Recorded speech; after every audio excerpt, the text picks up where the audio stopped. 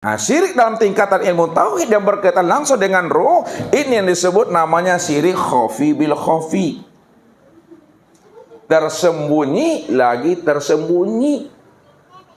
Di atas tersembunyi masih ada tersembunyi. Di atas tersirat masih ada lagi yang tersirat. Halus lebih halus lagi.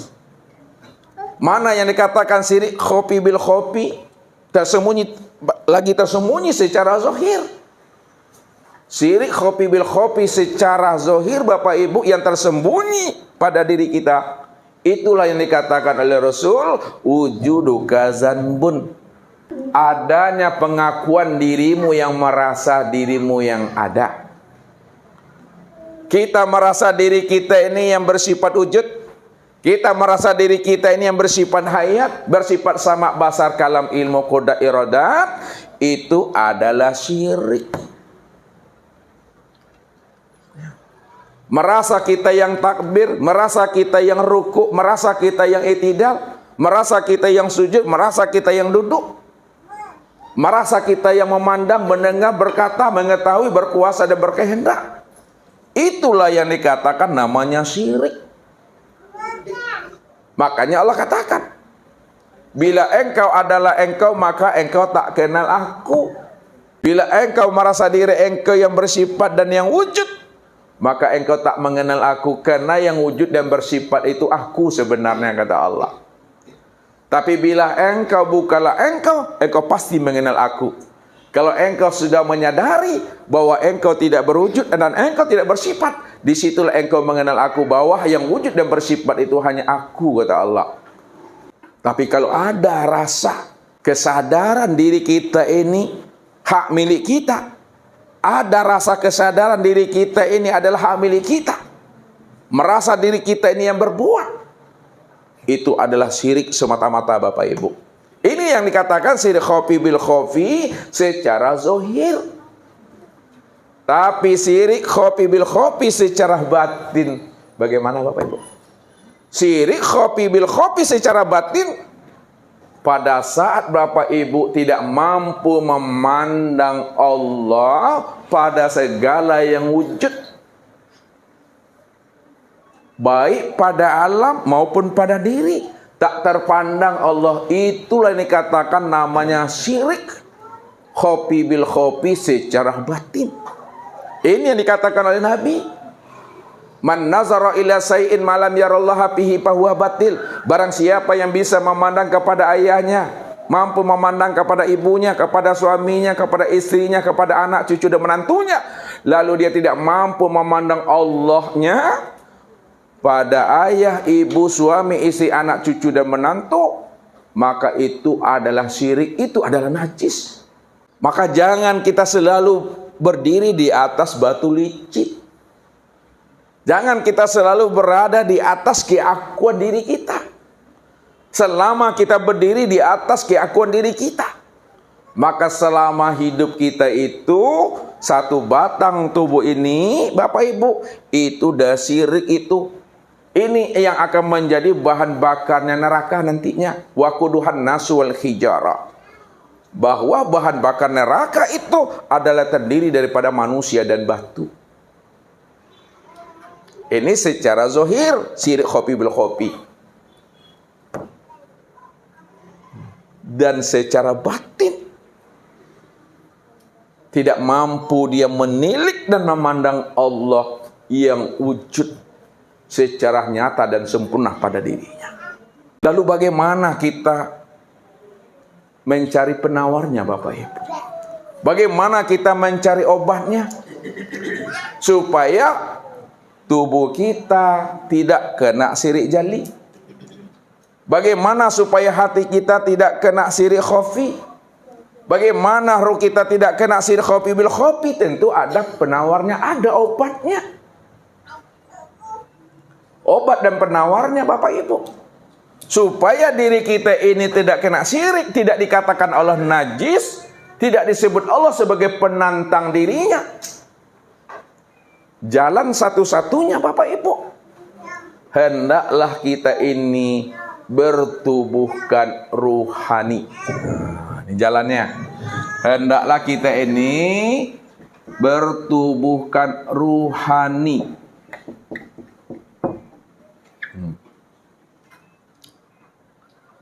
Jadi secara pandangan ro'a, lihat, secara pandangan ro'a kita mesti bertubuhkan ruhani, Bapak Ibu.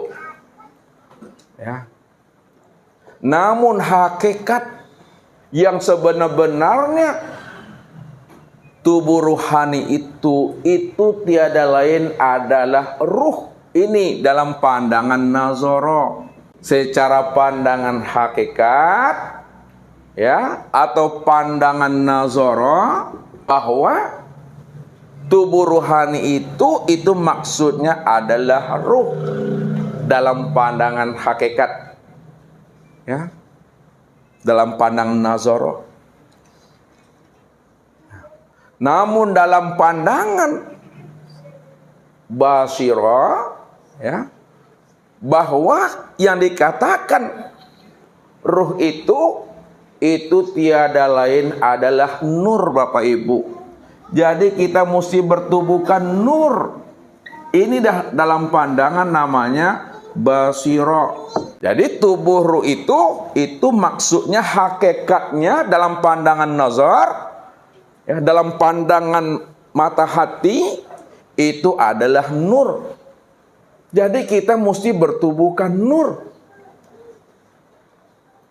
Ya. Secara pandangan absor, yang dimaksud secara hakikat yang bertubuh nur itu tiada lain, kita ini bertubuhkan Allah. Inilah yang dimaksud dengan pandangan absor, bahwa yang bertubuhkan nur itu tiada lain adalah Allah. Jadi bertubuhkan Allah. Yang dikatakan bertubuhkan Allah, Bapak Ibu.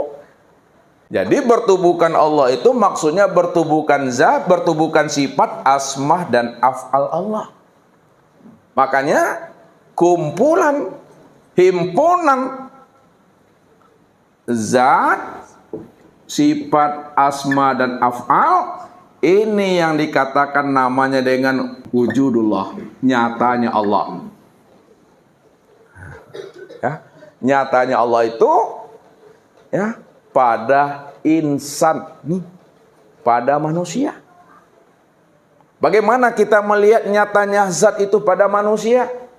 Nyatanya zat pada Muhammad, ya, ini yang disebut namanya dengan Rabbani. Muhammad itu tubuh yang halus. Nyatanya zat pada Muhammad itu yang disebut namanya Rabbani. Pada manusia, pada diri Bapak Ibu disebut namanya dengan sir atau rahasia. Kemudian nyatanya sifat Allah itu pada Muhammad ini yang disebut namanya dengan nurani. Pada manusia disebut namanya dengan ruh. Nyatanya asma Allah pada Muhammad ini yang disebut namanya dengan ruhani. Pada manusia ini yang disebut namanya dengan hati. Kemudian nyatanya af'al Allah pada Muhammad ini yang disebut namanya dengan insani. Sedangkan pada manusia, pada diri Bapak Ibu disebut namanya dengan tubuh jasmani. Apa bedanya tubuh insani dengan tubuh jasmani pada Muhammad dan pada manusia?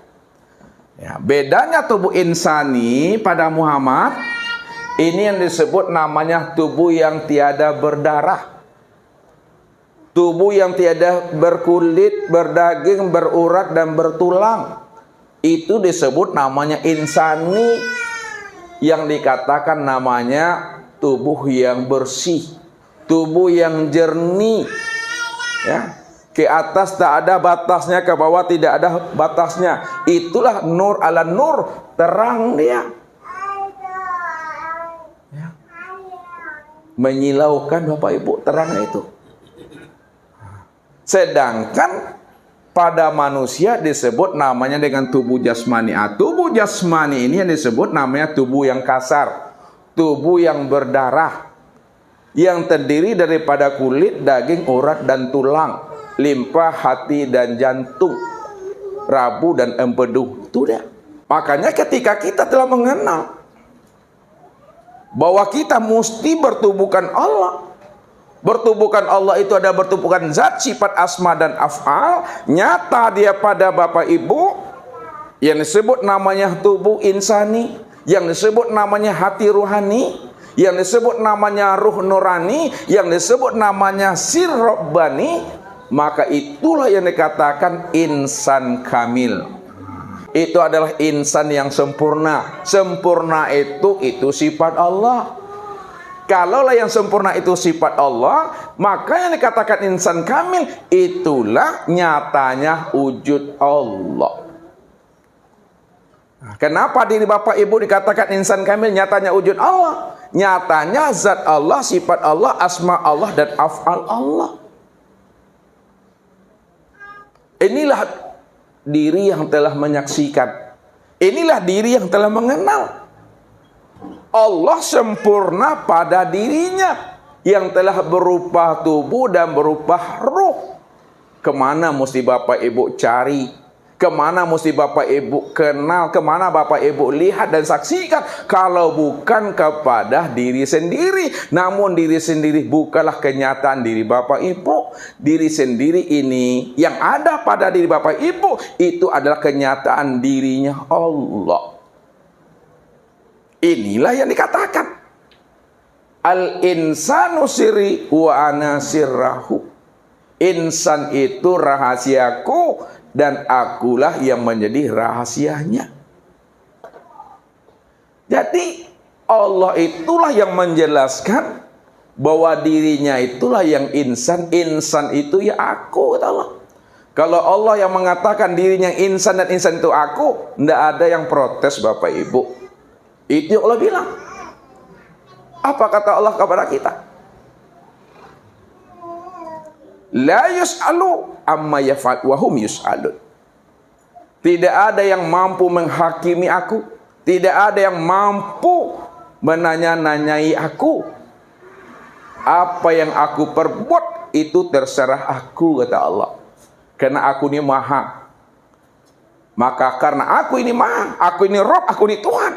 Maka apa yang aku perbuat itu sesuka hatiku. Apa yang aku ucapkan itu sesuka hatiku. Tapi apa yang kamu perbuat, apa yang kamu ucapkan akan aku minta pertanggungjawabannya, kata Allah. Nah, kalau Allah yang mengatakan dirinya insani, tak ada yang protes Bapak Ibu. Karena Allah yang menjelaskan itu. Al-insanu siri wa siri sifati wa sifati la ghairi. Insan itu adalah rahasiaku. Rahasiaku itu adalah sifatku. Sifatku itu sebenar-benarnya adalah aku. Makanya orang yang telah mengenal akan rahasia dirinya tidak lain adalah nyatanya Allah. Itulah yang dikatakan insan kamil. Karena telah sempurna dia mengenal Allah pada dirinya zahir dan batin. Ditambah lagi namanya mukamil. Kamil, mukamil. Sempurna, lebih sempurna lagi. Maksudnya sempurna lagi Bapak Ibu. Tidak ada lagi yang terpandang wujud yang lain selain dirinya. Kalau tidak ada lagi yang terpandang wujud yang lain selain daripada dirinya, hanya Allah semata-mata. Maka inilah yang Allah katakan kepada insan kamil mukamil itu, yang disebut Muhammad. Muhammad itu adalah aku. Walillahil masyriq wal maghrib fa aina ma tuwallu fasama wajhullah. Barat dan timur itu aku yang punya. Kemanapun kamu hadapkan wajahmu, hai Muhammad, maka yang terpandang itu hanya wajahku. Siapa yang telah mengenal akan rahasia dirinya adalah diri Allah. Wujudnya yang bernama Muhammad, rupanya adalah Adam, rahasianya disebut insan. Maka itulah yang disebut namanya hakikat Habibullah itu. Itu yang disebut hakikat Habibullah, kekasih Allah. Secara ilmu ma'rifat, bukan secara ilmu nasab. Nah, secara ilmu nasab, nah, sebagian kita nih ada yang asalnya dari Piaman, ada yang dari Suliaiyah, ada yang dari Buki. Itu silsilah nasab, hubungan darah. Tapi yang dipandang oleh Allah itu adalah orang yang mampu memandang akan rahasia dirinya sendiri. Itulah yang dikatakan zuriat Nabi. Itu dikatakan Nur Muhammad. Nur Muhammad itu yang dikatakan Sayyidul Anbiya. Itu yang dikatakan Habibullah. Itu yang kekasih Allah. Nur Muhammad itulah yang pertama kali menyaksikan Allah. Nur Muhammad itulah yang pertama kali mengenal Allah. Maka kenalilah Nur Muhammad yang sudah nyata pada diri insan. Insan dah nyata pada diri bapak ibu. Diri bapak ibu itulah yang dikatakan insan. Insan itu disebut namanya Muhammad. Muhammad itu yang dikatakan rahasia Allah. Jadi siapa sudah mengenal dan menyaksikan Nur Muhammad pada dirinya, sudah sama dia mengenal dan menyaksikan Allah pada dirinya.